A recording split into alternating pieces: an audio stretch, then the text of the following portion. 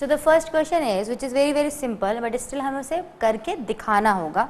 Following are the car charges, parking charges.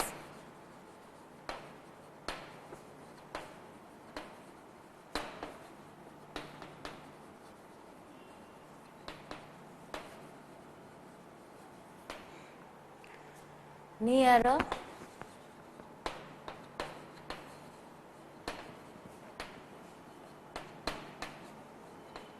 Railway station. उन्होंने ऐसा लिखा है बट मैं उसको डायरेक्ट टेबल में लिख रही हूँ. जितने टाइम कार रख रहे हैं उतना वो चार्ज कर रहे हैं. ठीक है, तो हम क्या लिखेंगे, चार्जेस इन रुपीस, यूनिट दी हुई है, और टाइम और जो है आर में. ठीक है, आपको कार पार्किंग की बात कर रहे हैं तो आप टेबल के अंदर लिखेंगे car parking charges in rupees and car parking time in are. ठीक है, अब चार्जेस हमें दिए हैं 60 रुपीज़. जब चार्ज कर रहे हैं तो पार्किंग टाइम 4 आवर्स है. If they are charging 100 rupees then parking time is 8 hours and similarly 140 12 hours and 180 for 24 hours ही अगर हमने हमारी कार रेलवे स्टेशन पे रख दी then they are charging 180 rupees. One quantity is increasing and other is also increasing. But यहाँ पे क्या प्रॉब्लम है, रेशो सेम नहीं है. तो आपका आंसर होगा this is not in direct variation. Why so? Because one quantity is increasing and other is increasing. तो वेरिएशन तो है ये, बट ये डायरेक्ट नहीं है. डायरेक्ट की प्रॉपर्टी होती है कि जो भी रेशो हैं वो एक कांस्टेंट आंसर आना चाहिए. Like A1 B1 A2 B2 जो भी हैं उनका एक फिक्स आंसर आना चाहिए जो कांस्टेंट रहेगा. ठीक है, तो अब हम यहाँ पर करके दिखाएंगे. तो हम क्या करते हैं, चार्जेस पर आर निकाल लेते हैं. हर क्वांटिटी का रेशो निकाल लेते हैं. राइट, फर्स्ट केस को लेट से हम C1 नाम दे देते हैं, C2 C3 C4 आपको जो देना है, नहीं देना है तो भी चलेगा. तो first we are finding C1. 60/4 से आ जाएगा 15. 1 घंटे का चार्ज क्या है, 15 rupees according to first column. अब हम सेकेंड पे आते हैं, C2 100/8. यहाँ भी वही आना चाहिए तो हम चेक करके देख लेते हैं. ठीक है, 25/2 इज 12.50 रुपीज़. डिफरेंट आ गया, मीन्स यही प्रूफ हो गया कि they are not in direct variation. Still हम आगे का भी करके दिखाएंगे. 140/12 इसको जब हम सॉल्व करेंगे तो it will give 11.67 rupees. Again different answer आ गया. तो ये तो बिल्कुल ही डायरेक्ट वेरिएशन नहीं है. ठीक है, क्योंकि हर कॉलम में आंसर आपका अलग आ रहा है. चार्जेस पर आवर चेंज हो रहे हैं हर केस में. 7.50 रुपीज़. तो आप क्या लिखेंगे, चारों केस आर नॉट इक्वल. तो आप चाहें तो ऐसे लिख दें, 60/4 is not equal to 100/8 is not equal to 140/12 is not equal to 180/24 either. और आपने नाम दिया है तो आप ऐसा भी लिख सकते हैं, नॉट इक्वल टू. जैसा आप चाहें वैसा करें. सिंपल से स्टेप्स करके दिखाने. बाकी क्वेश्चन तो आपने यहीं देख के समझ लिया था, this is not in direct variation. तो ये था फर्स्ट क्वेश्चन. सेकेंड इज, आप इसको नोट कर लें, मैं सिर्फ करती हूँ. Now the second question of this exercise is a mixture of paint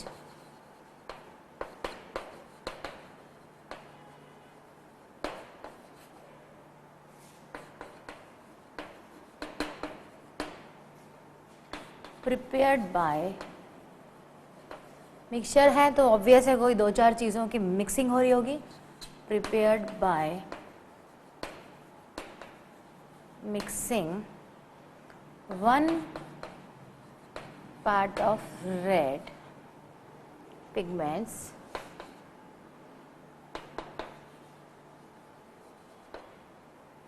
with 8 part of base coat. In following table, find the parts of base that need to be added. मैं direct table form कर रही हूँ.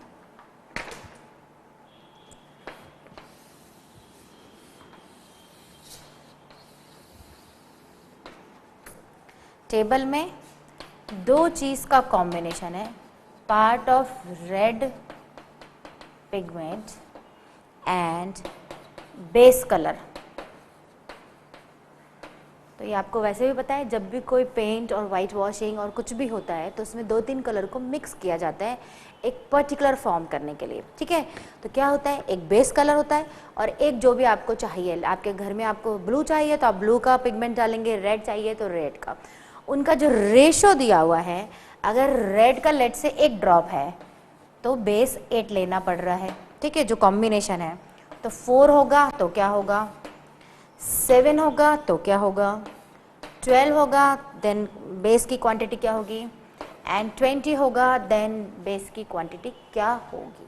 ठीक है, अब यहाँ पर 1 और 8 दिया हुआ है और ये हमें सारे फिल करने हैं. तो हम चाहें तो इन्हें नाम दे दें, ना भी दें तो आप फिल इन द ब्लैंक्स कर सकते हैं जैसा आपको ठीक लगे. ठीक है, अब हमने नाम दे दिए P1, P2, P3, P4. तो in this question we can clearly see that this is in direct variation. How? If we are taking 1 red drop, then we are taking 8 drops of base. If we are taking 4 red drops, तो हमें base क्या करना पड़ेगा, increase करना पड़ेगा. अगर हम red के 7 ड्रॉप ले लेंगे तो और इंक्रीज करना पड़ेगा. तो ये डायरेक्ट का एग्जाम्पल है. ठीक है, तो अब जब डायरेक्ट का है तो हम डायरेक्ट की प्रॉपर्टी लगाएंगे. What it said, let the ratio of parts of red and parts of base B. ठीक है, तो क्या होगा, पार्ट ऑफ रेड और पार्ट ऑफ बेस का हम रेशो निकालेंगे.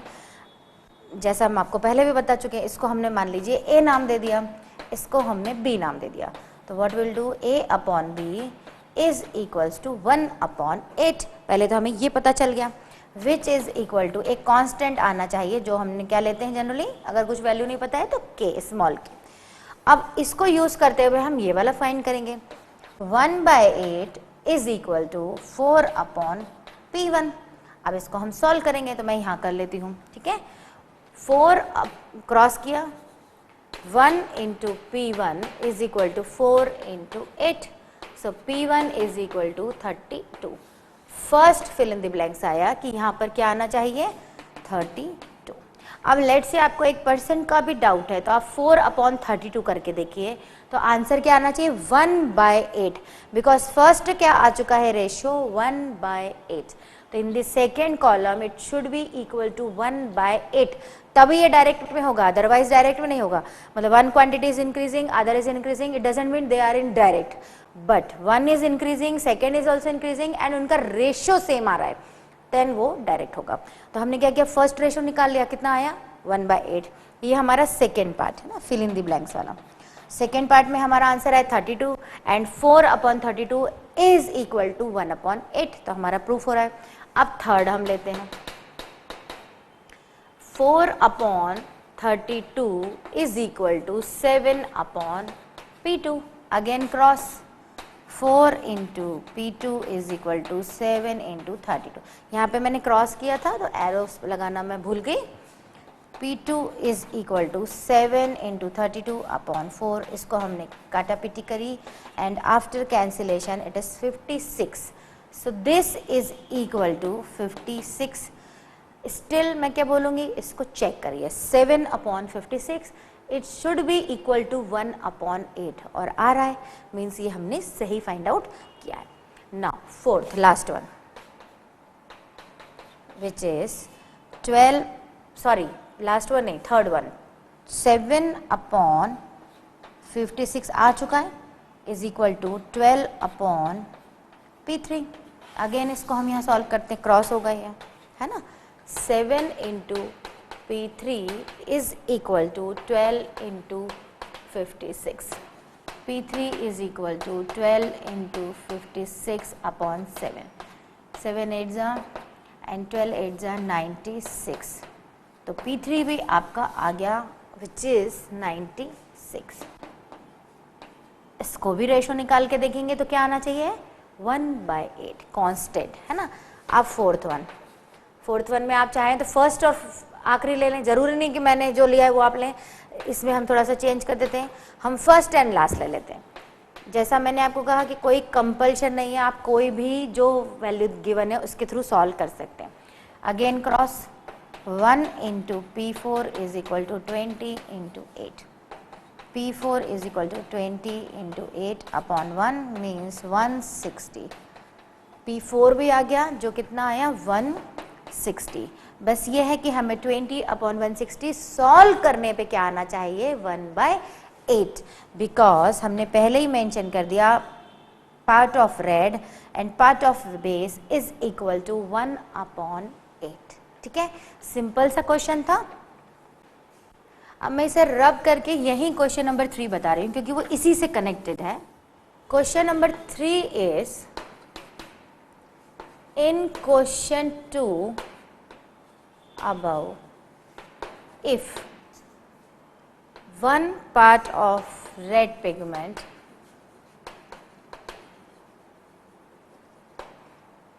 requires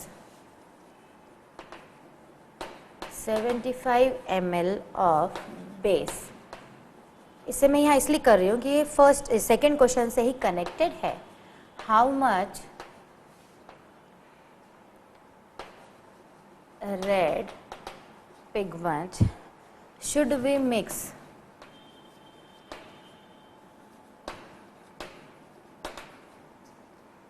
with 1800 ml of base।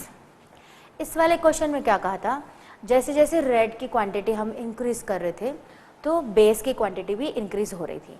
अब यहाँ पर क्या करा उन्होंने, पर्टिकुलर एक बता दिया कि one part of red pigment requires let say 75 ml, यानी इतनी छोटी सी बॉटल लगती है, 75 ml का बेस लग रहा है। ठीक है, एक पार्ट पिगमेंट के लिए, रेड पिगमेंट के लिए।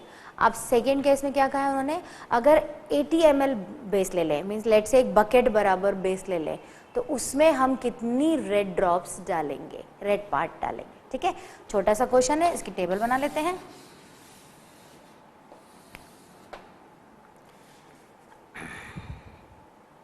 टेबल में आप क्लियर लिखिए रेड पिगमेंट और यहाँ पर हो गया बेस और उसकी यूनिट है ml। ठीक है, red pigment is 1 drop then 75 ml। Red drop नहीं पता बट 1800 ml का बेस लिया है, तो हम उसे क्या एज्यूम कर लेंगे x। हमें रेशियो निकालना है तो 1/75 is equal to x upon 1800। क्यों रेशियो निकालना है आपको यहाँ पहचानना पड़ेगा। Again this is a direct variation because 75 ml let say एक स्मॉल बॉटल है, 75 ml में हमें एक ड्रॉप रेड पिगमेंट डालना हो रहा है, तो अगर हमारे पास एक बकेट भर के अगर बेस है तो ऑब्वियस है रेड ड्रॉप्स भी इंक्रीज होंगी। ठीक है, तो हम इसलिए डायरेक्ट वेरिएशन है, हमने रेशो निकाला, क्रॉस किया, 75 into x equals to 1800 into 1, x equals to 1800 into 1 upon 75। इसको कैंसिल करने पे इसका आंसर आएगा 24। मीन्स हमें 24 पार्ट रेड पिगमेंट डालना होगा अगर हमारे पास 1800 ml लाइक एक बकेट बेस है। ठीक है, 25 ड्रॉप या 25 पार्ट्स और 25 जो भी क्वांटिटी होगी उतना हमें 24 डालना होगा। तो क्वेश्चन 3 जो था वो 2 पे बेस था, इसलिए हमने इसे यहीं ले लिया। Now question number 4 is a machine in a soft drink.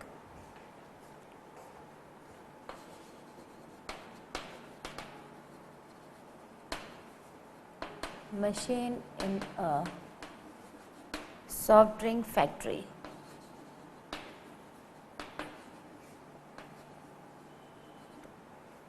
fills 840 bottles in 6 hours. How many bottles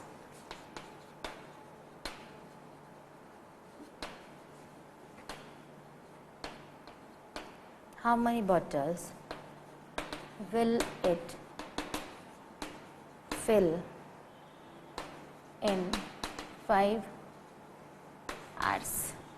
बहुत ही सिंपल सा क्वेश्चन है. आई थिंक ये बहुत वन लाइनर क्वेश्चन है, आप डायरेक्ट भी बता सकते हैं, बट स्टिल हमें टेबल बना के बताना होगा. सॉफ्ट ड्रिंक फैक्ट्री है, एवरीवन ड्रिंक सॉफ्ट ड्रिंक, तो आपको पता ही है कि आप बॉटल में पीते हैं उसको, सॉफ्ट ड्रिंक को. 840 बॉटल जो है वो 6 आवर्स में फिल होती हैं, तो 5 आवर्स में कितनी होंगी? तो अगेन ये डायरेक्ट का एग्जाम्पल हुआ, मीन्स क्वेश्चन हुआ.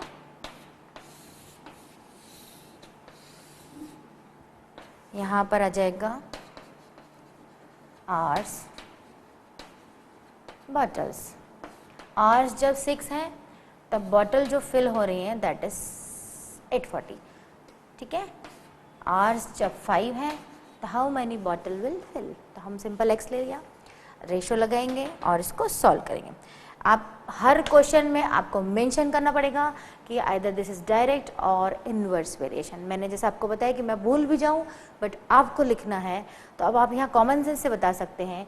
ये 6 आवर्स में 840 बॉटल है तो 5 आवर्स में फिलिंग क्या होगी? कम होगी. तो again this is a direct variation. ये डिक्रीज हो रहा है तो this will also decrease. Answer क्या आएगा? कम आएगा. ठीक है. तो आपको लिखना पड़ेगा. मैं कहीं लिख देती हूँ, कहीं भूल जाती हूँ, पर आप नहीं भूलेंगे. Here the ratio of hours and filling the bottles are in direct variation. ठीक है, ये लिखना ज़रूरी है. 6 upon 840 is equal to 5 upon x. Cross multiplication 6 into x is equal to 5 into 840. x is equal to 5 into 840 upon 6. 6 1 is 6, 6 4 is 24. 700 bottles fill होंगी 5 our में. क्या answer आया? 700 बॉटल्स. तो क्लियर है, जैसे जैसे टाइम कम हुआ तो ऑब्वियस है फिलिंग भी कम होगी, और टाइम कम होगा तो और फिलिंग कम होगी. ऐसे ही टाइम इंक्रीज कर दिया कि पूरा दिन भर ही फिलिंग हो रही है तो क्वांटिटी क्या होगी? इंक्रीज हो जाएगी. तो क्लियरली ये हम बता सकते हैं कि डायरेक्ट प्रोपोर्शन में या डायरेक्ट वेरिएशन में. ये लाइन आपको हमेशा मेंशन करनी है हर क्वेश्चन में. मैं भूल जाऊं या बता दूं, दोनों केस हो सकते हैं, बट आप नहीं भूलेंगे कि ये कौन से वेरिएशन में है, ये मेंशन करना ज़रूरी है. अदरवाइज ये इन्वर्स लगा दिया आपने या कुछ भी लगा दिया तो कैसे चलेगा. ठीक है. तो ये याद रखिएगा. क्वेश्चन नंबर 5 यहीं आ सकता है. मैं इसको रब कर देती हूँ थोड़ा सा. Question number 5.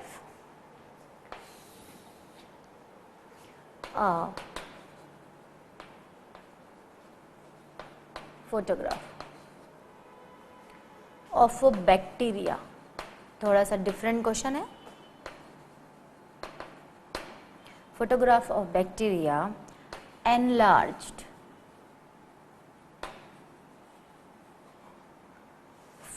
50,000 times attains a length of 5 centimeter as shown in diagram. What is actual length of bacteria? तो ये तो आपको सबको पता है. बैक्टीरिया बहुत छोटा सा होता है तो हम उसे एनलार्ज करके ही देख पाएंगे, अदरवाइज वो नेकेड आई से देखना मुश्किल है. ठीक है. What is the actual length of bacteria? If second part है इसका, if the photograph is enlarged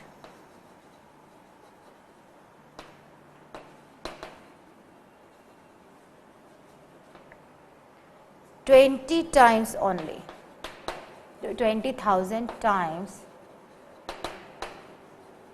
only, what would be its enlarged length? What would be its enlarged length? दो पार्ट में क्वेश्चन है। बैक्टीरिया तो बहुत ही tiny होता है, naked eye से देखना ही पॉसिबल नहीं होता है, तो ऑब्वियसली हम उसके एनलार्ज हमेशा देखेंगे, एनलार्ज करके देखेंगे। बट बैक्टीरिया का एक्चुअल साइज क्या है जो बहुत ही माइक्रो होगा, वो हमें पता करना है। सेकेंड केस में हमें अगर 20,000 टाइम्स ही अगर है तो क्या होगा, ठीक है। तो दो अलग अलग डिफरेंट केस हैं। हम टेबल फॉर्म करेंगे। हम इसी टेबल में length and enlarged length, length is 5 centimetre, तो आप यहाँ यूनिट लिखेंगे 5 सेंटीमीटर। तब क्या है 50,000 उसकी एनलार्ज्ड वो थी, मतलब लेट से अगर बैक्टीरिया का साइज और लेंथ 5 सेंटीमीटर है तो एनलार्ज्ड होके वो कितना फोटोग्राफ है, इतना, ठीक है।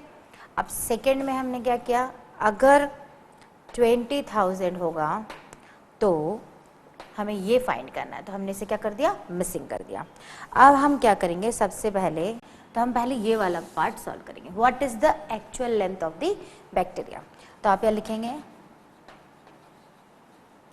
एक्चुअल लेंथ ऑफ बैक्टीरिया, मैं शॉर्ट में लिख रही हूँ, इस क्या होगा, 5 सेंटीमीटर लेंथ है तो 50,000 टाइम्स वो दिख रहा है, तो 1 बैक्टीरिया की वैल्यू कितनी होगी, 5/50,000। यूनिटरी मेथड के थ्रू हमने निकाल लिया, इसको कट डाउन किया तो ये कितना आया, 1/10,000।